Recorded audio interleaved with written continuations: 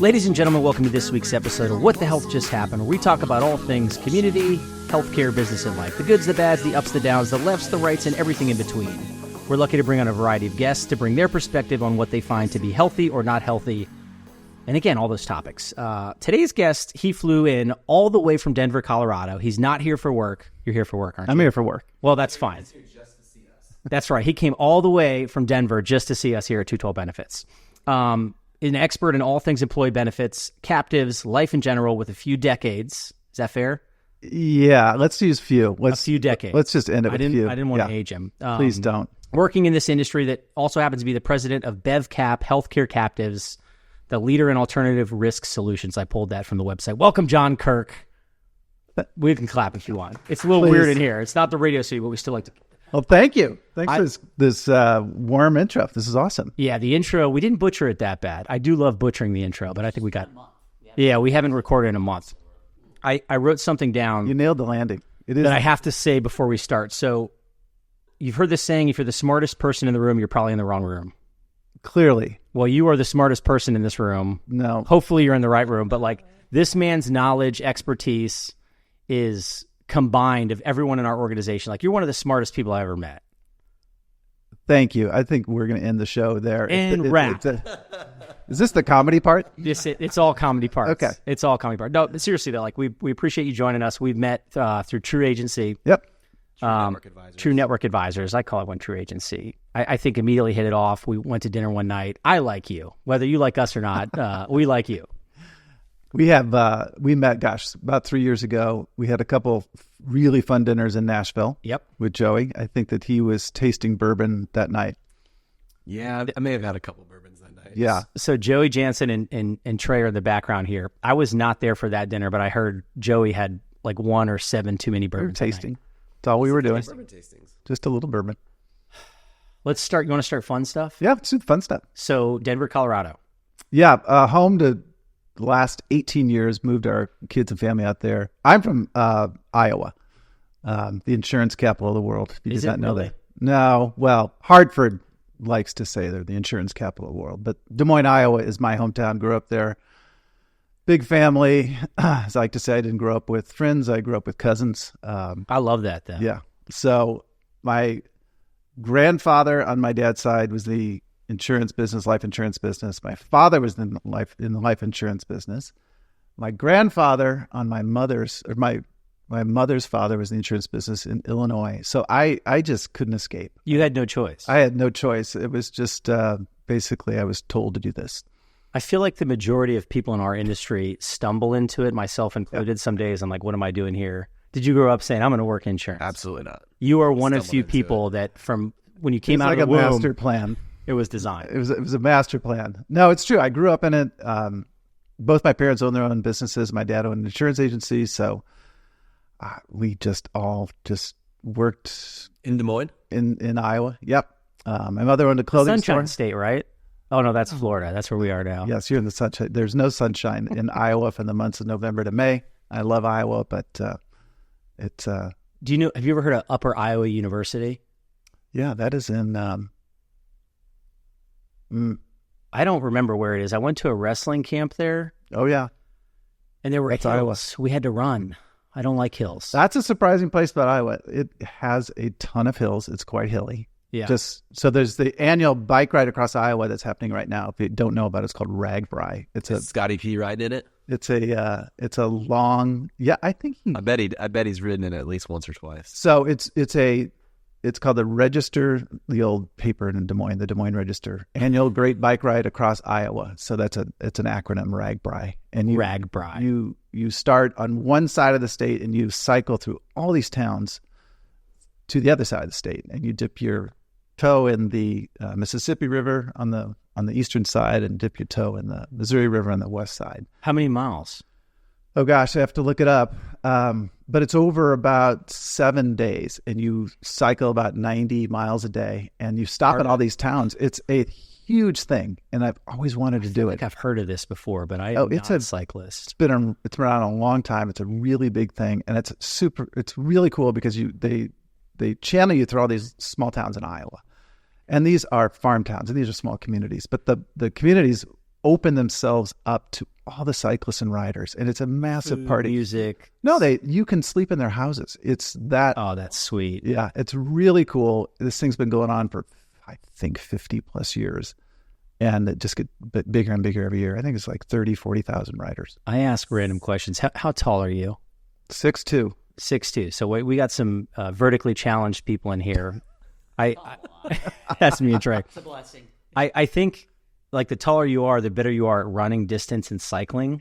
So that's my excuse for not cycling, because I have these little midget legs, and pedaling on that bike, it just doesn't work for me. It's all shapes and sizes at I'm Right. kidding. Did you almost go to college in Iowa to wrestle, or am I making that No, up? that's You not what just went to camp I then. almost went to Appalachian State. Let's not talk about wrestling. You That's a said big wrestling Iowa camp. thing. It is. Or it's a huge Iowa thing. It was Especially University of Iowa and Iowa State. Yeah, they're a big deal. The hardest, still to this day, the most physically demanding thing I ever did was that wrestling camp at that college. Oh, it's serious stuff in Iowa. Where's Drake University? Des Moines, Iowa. Oh, that's right. He's ride or die Iowa. Oh yeah, ride or die. Exactly. I We didn't know ride the that's where brand. Drake was. It's in Des Moines. My dad went there. It's they have a insurance focused business school for all the insurance companies that are based in Des Moines. So big actuarial science program at Drake, and an insurance and risk management program. What other insurance companies are based in Des Moines? I know Principal. Principal is the big one, and then there's a ton of property casualty companies that over time have been acquired. So I don't know all their names, but Everyone's acquired. yeah, there are a ton of property casualty and niche insurers in Des Moines. What's the mascot? The Bulldogs. The Bulldog. Oh, I like that. So shout out to the Drake Bulldogs. Oh, yeah, Shout out. 100%. We'll ship that up, send it to, Oh yeah, chop that up and send it to him. known We for love shout-outs. basketball. Really? Missouri Valley basketball. Okay. We got They make it to the tournament from time to time. that Time to does time. They that did it makes sense. Yeah. So Last year. very intelligent. I'm going to compliment you a lot. Tall, good looking, very handsome. We love making our And guests that's a wrap. So when you're not geeking out in insurance, what do you do for fun? Oh gosh, lately we have 3 children. Our son's 24. Our twin girls are 22. It has been about them these last 3-4 years of visiting and seeing them in all their places where they've gone to school and now where they're kind of taking flight. So it's all about family for me personally. My wife and I, we've been married 31 years. We've been together a lot longer than that. So We'll clap to that. We like to clap for that. 31 thank you. years. Shout out to Beth. Beth, we love shout outs. Family's a huge thing for me personally. But now my son's in Dallas, my daughter's in Dallas, and our other daughter, Emily, is going to move to Chicago to also be in the insurance industry. All 3 of my kids are in the insurance industry. Don't do it. Oh, that's great. So somewhat of a master plan. It's a lot of fun. I love to play golf when I can. yeah, me too. But golf does not love me. Well, Do you ski? I feel like I remember we talking about skiing a lot. we did when we moved to Colorado 18 years ago. It's a very different place than it is now. So many people have moved there. Post-COVID, just the mountain towns have exploded. We absolutely love it, but it is really much harder to get up to the mountains, specifically to ski for like a day. If you want to go up for a day, good luck. It's really hard to drive from Denver to go to ski for 4 or 5 hours and then get in traffic and drive back. So like population, demand, number of people that are out there. All of it. And I like to say, post-COVID, the mountains are like Friday's the new Saturday because people can work anywhere and they just kind of go up there and work. Rewind real quick. So you said Beth, going back to the first time we met, do you remember this? So Adrian was with us. I mean, maybe once you remind me, but I forget things And pretty easily. You can retell the story because I wasn't at the dinner for this part. But my mother-in-law and John's wife, Beth, worked together at Tredegar, right? Talk about a completely small forgot world. this Yes. until Like now. late 80s, early 90s. So Yes. at that moment, Adrian and John just hit it off. Completely Adrian forgot that. asked her mom, hey, do you remember somebody named Beth? I don't know if her last name was Kirk back then. Yeah. And they did. They somehow remembered each other. And We lived in Richmond, Virginia, second job out of college. And my wife worked for Tredegar Industries in Richmond. And that's where she met Adrian's mom. I love these, like how Crazy. small the world That is is. Incredibly small world. Yeah. And it's not like is it a small town where they live too? They were Where Adrian lived was a very small town, but Yeah. I think Tredegar, the plant that they worked at Tredegar was in Like Richmond. downtown Richmond or yeah. And Tredegar was a plastic manufacturer, right? A plastics manufacturer. Yeah, they made plastics and lining. They're publicly traded, and Beth was in investor relations, so she'd kind of put together the annual report and did a ton of like board of director stuff. do they still exist? Good question. I don't know if they got acquired. I have no Who idea does if their they did or benefits? not. That's my next question. Let's check their 5,500. That's how we originally met, and then just kind of hit it off from there. Isn't that funny? That's right. I think we were in Nashville and we had we were There in was a lot of Nashville trips. That was pre-bourbon tasting. So let's go back to some personal fun stuff. You have twin daughters. One's Dallas, other's going to Chicago. They're both in insurance, right? Yeah, they just He's got a son in insurance too that's in Dallas. exactly. So Cameron is works at Marsh MMA in Dallas as a aspiring broker producer. He's in he just started his third year, and Madeline just started her role at Unum. Never heard of them. I'm kidding. This is In Dallas, like and Emily's going to start at Aon in those are big late names. August. Yeah. Those are all big names. They as I said, I'll help you in your career search, but I am a one-trick pony. I know people in one lane. We'll get to that lane here in a second. Trey, you got something? Yeah. So are they all fresh out of college, the ones that are going somewhat? Yeah. And the reason I ask is like, what is the day-to-day of someone's job role like that? Just, is it like paper pushing? Is it data entry? training. It's training. Okay. It's training. But right out of the gate, it's training, which is great. I think our industry needs to train this next generation versus how, and there are a few companies investing in that, and I think these larger companies do, versus it just being a happenstance where a young producer meets a senior producer and it just becomes kind of an apprentice thing where it's luck. I think we have to design the luck a lot. That's how the industry. Looking back, that's how it was started. He asked me how I got into it. I fell into it. I met somebody, didn't like my job, came here, and now here I am. But I had no plan for it. I wasn't trained. There is no training. There was no training. I wrote down a line here. I'm going to start using that. You got to design the luck, because again, we use a term all the time. The majority of this industry, it's changing. We say old, male, pale, and stale. I've only been in it for 4 years, and again, this is coming from a couple Young male, young pale, male, and stale guys. But you're right. There is so much retirement happening. People selling their blocks of business. Where we talk about all the time. If you're coming out of college and looking for an industry to go into, it blows my mind that what you can accomplish in this industry. So that's good job, Dad. Good job. Hey, But think about it though. Over your tenure in the industry, it has changed from, because there's no barrier of entry to get in. No. You get an insurance Very little. license, you hang a shingle, you get a phone book, you start calling people, you have friends that own businesses, and you got an insurance agency. Fast forward to today, those independently owned insurance agencies don't exist like they did back then. They still exist, but not near what they were back then. You've got the Aons, NFPs, all of them. Gallagher's, Lockton, Digitals, and they invest heavily in training, which didn't exist. Patriot. Years ago. Sorry. And but you've got all those that didn't exist years ago that invest in training. So the model of the insurance consultant is not what it was 15 years ago. No. It's not good or bad. It's just different.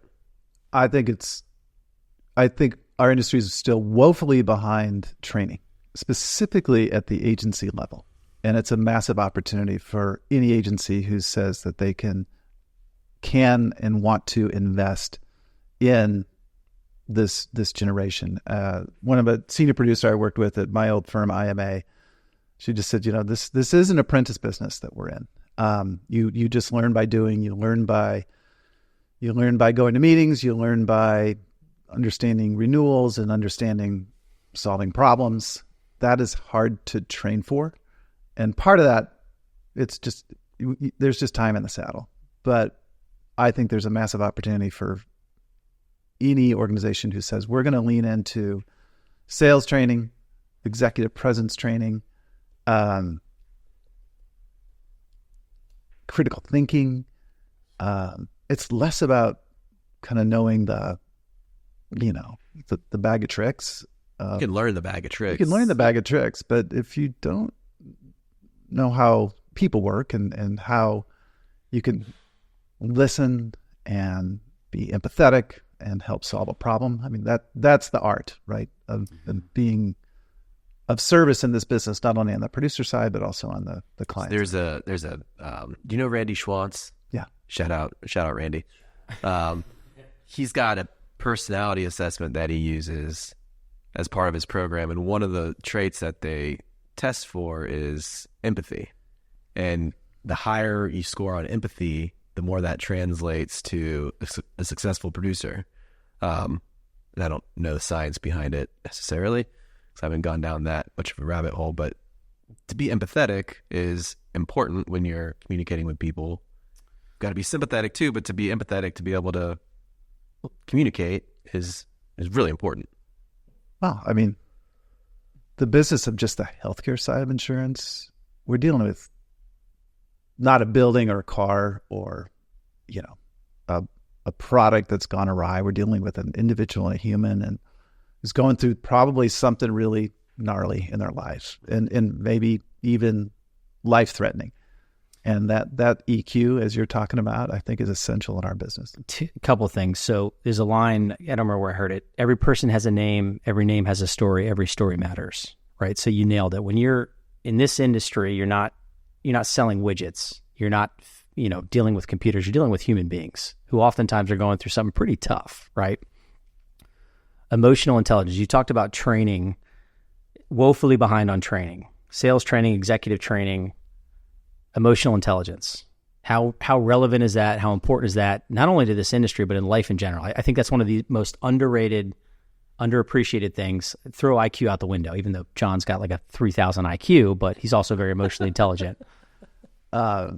My wife is a leadership and development coach and works with senior leaders and managers and CEOs. And this is one of the, a huge part of the toolbox of leadership. And not just leadership per se, but just individuals who are connecting at a high level and advancing their organizations, their own self.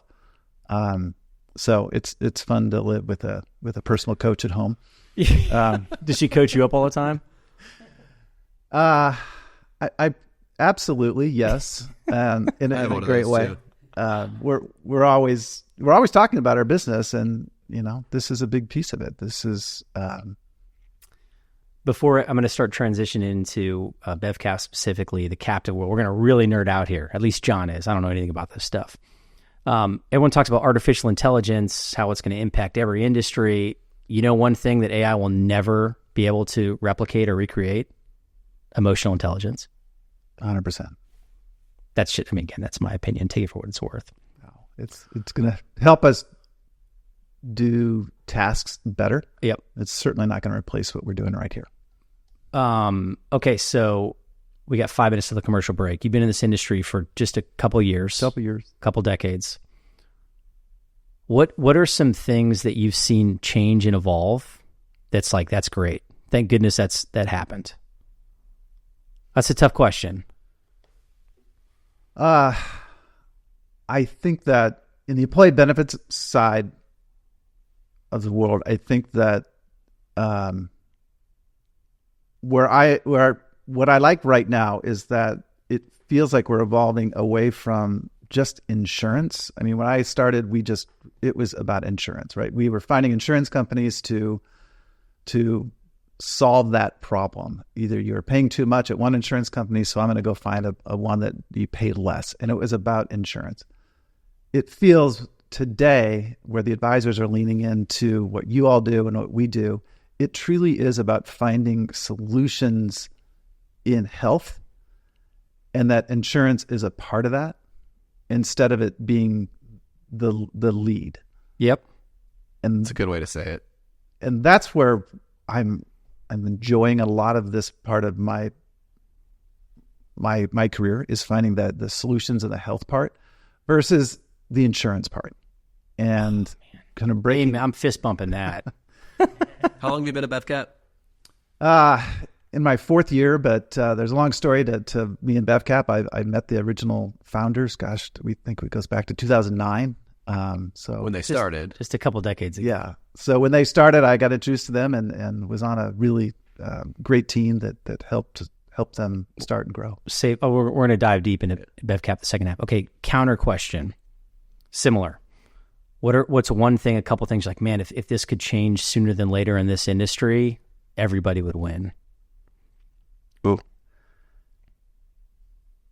The influence of large, I'm going to say this carefully, the influence of large entities that promote status quo. We've got to evolve and change, and I don't think enough of this is happening. Way to toe that line, by the way. That large entities, I won't say names either, but again, you have these behemoths that are multi-billion-dollar organizations that have a status quo. That's a term thrown around often. I think the tide is turning, right? You have, I got to give a shout out to 212 Benefits. Correct. You're talking about a cost that just goes up and up and up and up and up. That's good. So the behemoths liking the status quo, it's changing because of individuals like you and Joey Jansen. I'll holler at him too. We got about 2 minutes to the commercial break. Any more shout outs? Hi, Mom. I love you. No, going back to that comment, I think the undertow of that current, however, is the influence at policymaking too. I was lucky enough to spend some time with CIAB and learned a lot about what happens in Washington, and the undertow, the influence of the entities there influencing status quo is, if not larger than the insurance industry. I think that's the unspoken more than the obvious, is the policy behind it that drives the way that organizations respond to it. Because the policy is there, and you have to stay within the lanes of the policy, but the policy drives it all. It's an industrial complex of what we're in, of healthcare. There's no doubt about it. And there's a lot of people that want to keep it the same. Do you know Chris Deacon? Oh, yeah. I follow, like, she puts out some of the, I think, greatest information content. I talked to her. She's just fantastic. I mean, incredible perspective. That's the... she's in New Jersey. Yes, she does the claims, what's it called? She's talking about policy. If you don't follow her on LinkedIn, I would. I'm thinking of somebody else. Okay. She's one of my favorite follows, just to read the information she's putting out, putting a spotlight on stuff that's not easy to talk about. She was the New Jersey, maybe the comptroller. She worked under Chris Christie's administration, I believe. John Kirk, president of BevCap Healthcare Captives. That's what the health just happened. All right, welcome back to the second half of What the Health Just Happened. If you're just joining us here on the radio station, good news is you can catch the first half on your favorite podcast platform under What the Health Just Happened. Welcome back. First half, we got John Kirk, president of BevCap, correct? Absolutely. What other cool titles do you go by? Dad? Dad, amateur golfer, amateur dad. I've never turned pro there either, by the way. So... We talked about the home front, a little bit about insurance stuff, the industry. We're going to geek out in this second half. So anyone who's not interested in this insurance, captive self-funding space, employee benefits, you should listen anyways, because this is beneficial stuff. But before that, we're going to play a game, Healthy or Not Healthy. Okay. You know how to play? Well, you gave me the rules earlier. It's just a speed round. We just really enjoy this. I also, I like hats. We got these stupid hats made. I think they're awesome. And then we just pop up the healthy in case it's healthy questions. So, healthy or not healthy men's clothing stores? Healthy. Very healthy. Oh, I love it. Healthy or not healthy red wine? Oh, it's food. It's not wine. So very healthy. We had some good wine at that. Healthy or not healthy TCU in the national championship against Georgia? Very healthy participation getting there. not so healthy after the first, I think, 60 seconds. I think that was. Did you go to that game, or did you go to the playoff game? Our family went to the Fiesta Bowl. We went to we went against Michigan, which was the most incredible college football game I've ever been to. That was so much fun. But yes, we did not go to Georgia. Went to TCU, right? Son and daughter went to TCU. Okay, so my family lives in Arlington. In-laws went to that campus. The Purple Frogs or the Horned Frogs? Horned Frogs. Oh, well, everything's purple. I love the colors. It's a beautiful campus too. So anyone looking to go to a college, statement. I'd recommend UNF first. That's where I went. Drake second. Drake second. Don't sleep on schools in Iowa. I'd put TCU up there too. Okay, last one here. Healthy or not healthy, businesses transitioning to the captive/self-funding world. Of course, it's healthy, and it's a process. It's an education.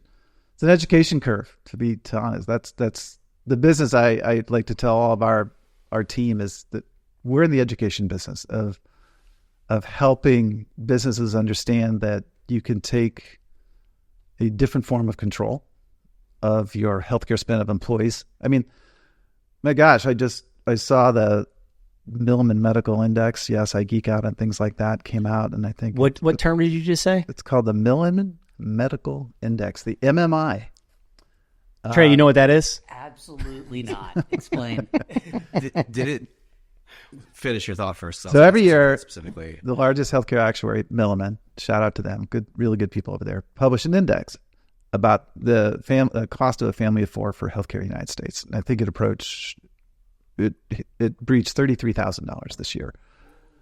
Oh, jeez. And then you just use linear math on 100 employees, 200 employees. We're spending $2.4 million for a couple hundred employees for an employee healthcare benefit.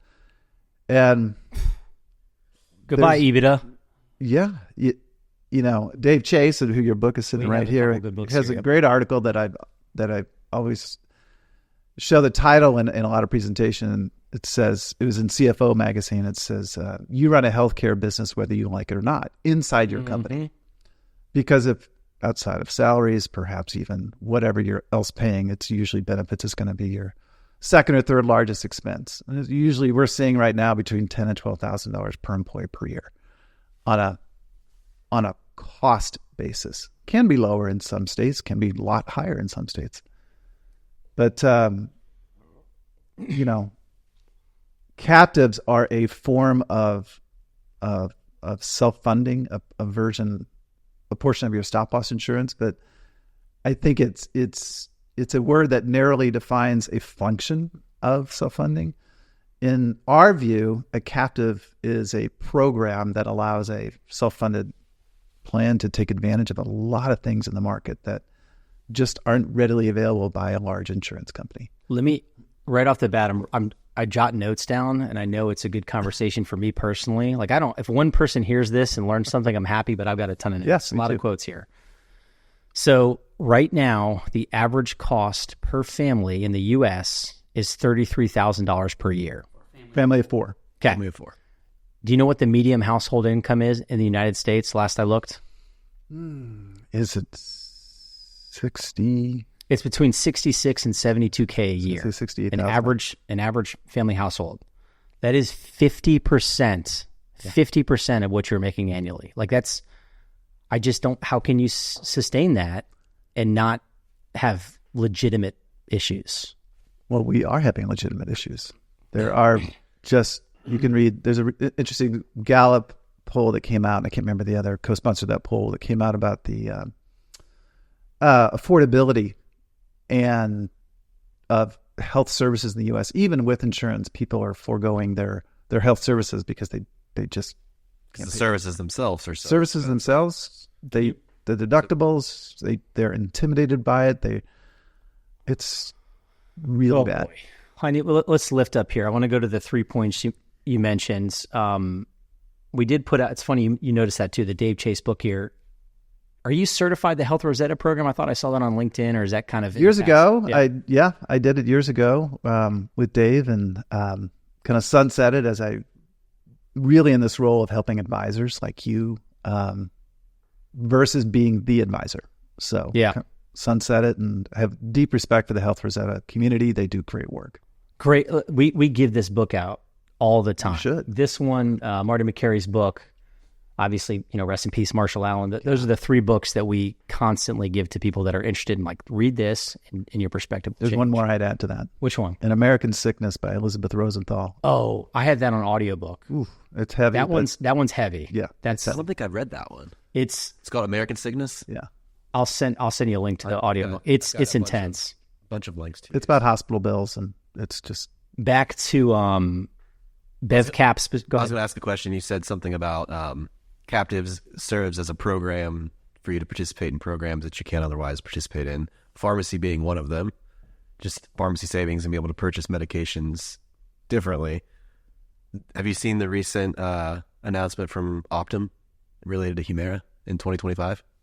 no, but So RX Benefits was yesterday. Oh, yesterday? Okay. RX Benefits put something out that Optum RX has announced effective January 1, 2025. They will be excluding Humira and all unbranded and branded biosimilars, and will include the option to cover something that I can't say instead of Humira. So that's a trend going across many insurance companies, not covering, and PBMs not covering specifically Humira because of the cost of it. yeah. On that note, have you ever dug deep into the patent? It's called patent thicketing. So I love when you Humira, geek out on us. Talk to me. And So they're Humira- masters at patent thickening. Humira has had no less than, I think, 10 or so generic equivalents approved, but they continue to. They have more attorneys than any of us, so they continue to change the molecular structure of the drug, which enables them to extend the patent. I think the patent on Humira expires in 2034, which gives it a 30-plus year run of patent. I thought it just recently expired. That's why the biosimilars came out. Part of of it it, and then another patent continues to go. Okay. So we are always looking for sponsors for the show. Humira, you guys got deep pockets. You probably wouldn't want to sponsor this show. I'm just going to throw that out there. Trey, you got something? Could like the public punish a company like that and buy these medications outside of the U.S.? Is that not even an option? Sure, it's an option. It's happening all the time. It's just hard to understand where you're going there. We buy, in our captives, we buy those drugs from Canada for 40% less cost. It's the same drug.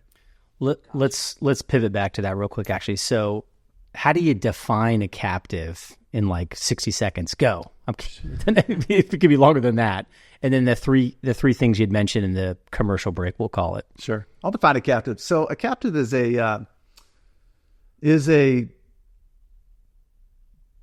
intentional and designed risk pool where members have decided to join to advance kind of their own purchasing of a certain line of insurance. And it can be property and casualty, and it can be medical stop loss, which is the business we're in.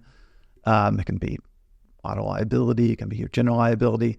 But it's really it's a risk pool that you have elected to join that is trying to manage risk and cost on a proactive basis versus being a reactive price of insurance. I guess that the best way to describe a captive is a collective or a pool where member companies really want to get in and create an outcome that has been different than their past. Right. So the law of large numbers. What are numbles, by the way? That was more like a mumble. Numbles. A numble. The law of large numbers. You're creating a pool. This is a really dumbed down caveman version, right? That spreads risk across multiple companies that are bought in and wanting to save costs and make change. Transparency is a big part of it. I think alignment's a big part of it, Eric, that everyone who's in the captive says, I want to get into this pool that Eric's in and Joey's in, and because I know they're doing some things to manage risk and cost that the insurance company or the industry isn't doing, and I want to be in that pool and because it's going to have a better outcome. And I also know that if I'm in that, everyone's aligned to those strategies, and we should outperform the market.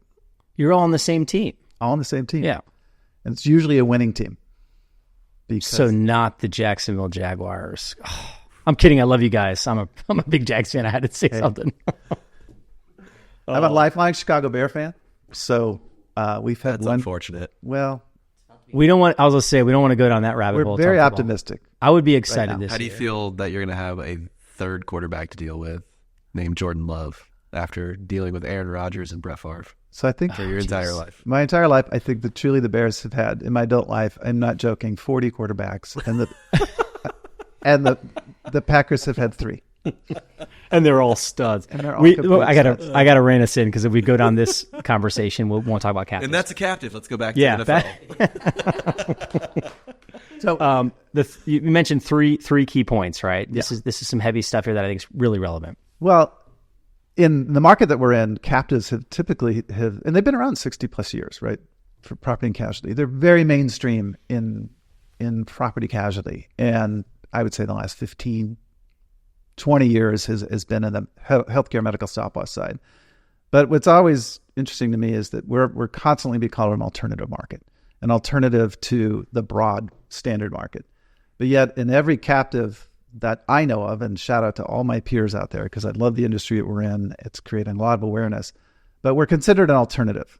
But if you look at what captives do, captives help you self-fund your benefits. They help you you can design your own benefits. You can control your plan document. You know your vendor partners and you know what you're paying for them with complete transparency. You get all of your information and claim data. You're in a risk pool that usually outperforms the market. And if it does, you get to win and get a share of those profits if they distribute it. And I always just go, why is that the alternative? It doesn't. It makes so little sense to a large insurer who doesn't give you data, makes you buy benefits off the shelf. You really don't have any flexibility, and you have to live within their structure. So I desire captives to hit the mainstream so that we're not considered the alternative, but it is what it is right now. Before the next two items too, so organizations, I would say it's predominantly 51 and plus, maybe even 100 plus. So it's not available to all organizations yet. Yeah, I agree with you, Eric. That the market really is 50 employees on up on being insured.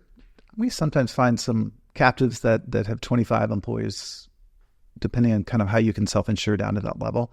I'd love to see our industry get down to that small group, mid small group, 20, 25 people. That's the heart of America, the heart of small business and helping those people find healthcare solutions, not insurance. But right now, the industry really 50 plus. Yeah. So number two, you mentioned community. Yeah, I think an undervalued or understated part of a captive is you're part of something. You're part of an opportunity where your business, Eric, and Joey's business and my business, we're all in something that we have elected to be in, that we're aligned. So we just had our member meeting last week in Dallas, and our members got together, and we had 3 members on stage, and I was asking them to share their best practices, share what's working in their organization using a self-insured plan so that other participants in the captive can learn and do better. Again, why is that an alternative? How is it not the norm? Yeah. Why doesn't the broad industry do that? So we welcome the opportunity to enable plan sponsors to meet and connect and grow and learn from each other. Because if I meet anyone in this business who says they've got this all figured out, I'll probably walk out of that room. Yeah. You're a liar. Because we need each other. You have a client in Sarasota that is doing incredible things with... We can give them a shout out, right? Yeah. Detweilers. Detweilers is part of your Farm Market, captive. Sarasota, Bradenton doing amazing things with their self-funded plan, and how they have been intentional in the communication and the engagement with their employees and families. It's not rocket science. It's it's innovation, it's intention, it's strategy. And they shared it openly with everyone there. That's what I love too, is when you get those people in a room on stage talking, and then afterwards everyone's, what are you doing here? What are you doing there? This worked for us. This is not working for us. Yeah. And we live on feedback like that. Captives live on where should we get better and what are our blind spots, because there are blind spots everywhere. And in the captive itself, for the members that participate in it, it's by and large the same, whether you're in Florida or Texas or South Carolina. The programs themselves are the same. So when you put them all in the room together, they're all speaking the same language. They understand what they're doing. So what are you doing? What are you doing here to improve? What are you doing here to improve? It's not different, because a lot of times in the insurance world, what works in Florida doesn't work in California or South Carolina or North Carolina or interstate. That's one of the unique things about captives, is its ability to, for lack of better terms, go across state lines. Yeah. Would you agree? Oh, 100%. I mean, everything we're doing, the captive really is a financial instrument where premiums go in on a shared basis and claims come out on a shared basis. So if we're able to mitigate a risk so that it doesn't even become a claim through, let's say, a high-risk maternity program that one of our captives has, and we help a pregnant mother get to a healthy portion of their third trimester, and they have a normal delivery and we don't have a NICU claim, then the captive doesn't have a $500,000 NICU Let's claim. say $500,000, or like $1 million or $2 million, But to Joey's point, if we're sharing best practices with your company in Austin, Texas, and your company in Sarasota, and my company in Des Moines, Iowa, it all matters. Because if we can avoid a risk or pay for something less, everybody wins. I know what you're going to say. You know exactly what I'm going to say. I like to make ridiculous T-shirts, and at this symposium we did last week, I want to make a shirt that say "All claims matter." Because that's what, when we were talking to Jeff leading That's up to a the good show, we were shirt. talking Come about on. claims. That's a really good shirt. It doesn't matter if it's a $10 claim or a $10,000 claim. They all go into the same. I'm making them, and I'm sending you one, by the way. I'll take that one. I would make another T-shirt. A shout out to a guy named Uwe Reinhardt. He's this economist who died a couple of years ago, and if you Google him, he has been for 20 years saying about healthcare in the United States, it's not the cost of healthcare, it's the price of healthcare. And he has this article that says it's the price is stupid. Man, that's enough. I got all these quotation marks I'm written down. Another shirt that I did make. I got to make more of these. Remember the old Dare logo? Oh, yeah. The drugs. Yeah. It says Dare, and then I grew up in the 80s. I know what that looks like. underneath it says drugs are really expensive. So it has the Dare logo, and it says that. That's a good one too. Okay, sorry. Third item. So we have community was number 2, and then what was the third item? The third is really, what we enjoy about captive members who's it's in life and in even what we do, you can be an observer or participant. And we find that captive members that are attracted to models like this want to have, let's use a pilot metaphor, instrument control. They want to be able to fly that a little bit. Not the whole thing, but we really try to promote this participant role, because if you're going to come into a captive insurance program for healthcare, you're going to depart a large kind of typical big market structure, right? A big insurance company, and you get to have a relationship with your claims administrator. You get to have a relationship with the pharmacy benefit manager. You get to have a relationship with the stop loss insurer. So it's an unbundled or deconstructed system. So you get to participate in those vendor partners. And there's a ton of people trying to help there, by the way. It isn't just, oh my gosh, I've deconstructed. Figure it out on your own. Yeah. Yep. There's a bunch of support in captives. But captives allow you to be a participant. And I don't think the broad market, the large insurance industry allows you to be a participant the way you should be and the way you can be. So again, man, you've got some great lines here. We'll put these in the show notes. So observer versus participant. A lot of times people say... no new material, Eric, just new audiences. That's correct. Nothing is original. That's my line. Everything I came up with this idea. No, you didn't. Nothing is, as Ray Strickland would say, nothing is new. It's just new to you. Oh, that's good too. Observer versus participant instead of reactive versus proactive. I've got to do one shameless plug here, right? So if you're based in Florida, you have over 50 employees, you're interested in the captive space, call us at 212 Benefits, mainly Joey Jansen. Eric. You can call me. Forward the call to me. I'll send him to Joey and anyone else on the team.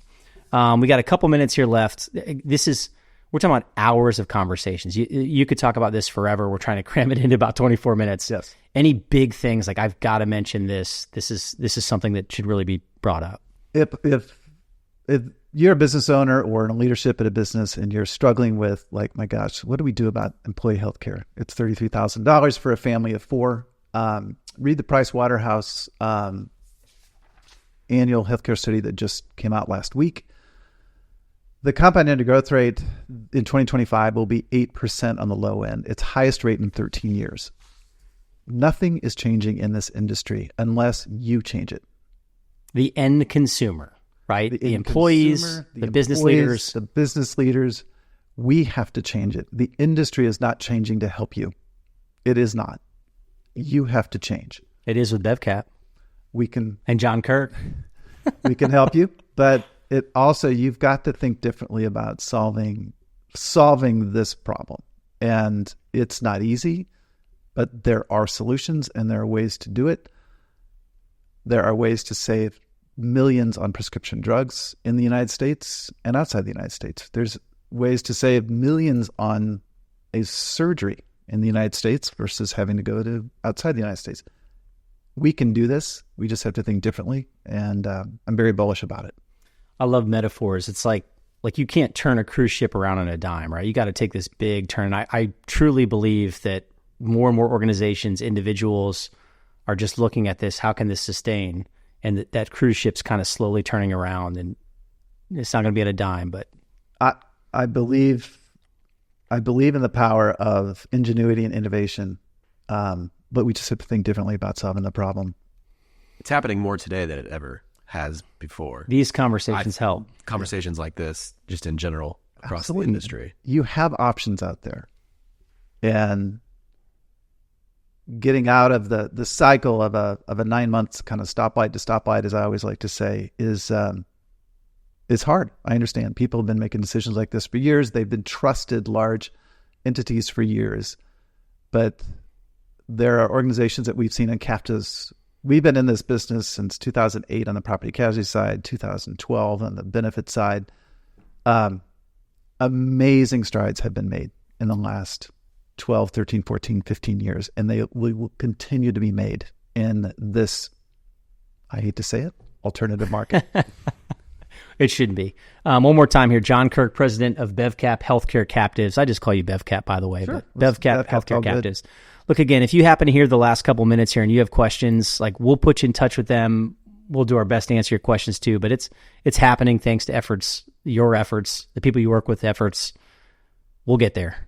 We will. And shout out to you guys. There are a lot of advisors who don't want to learn and lean in to this part of the industry, which is yielding incredible value for businesses and their employees and families. John Kirk, thanks for joining us. That's what Thanks, the health guys. just happened.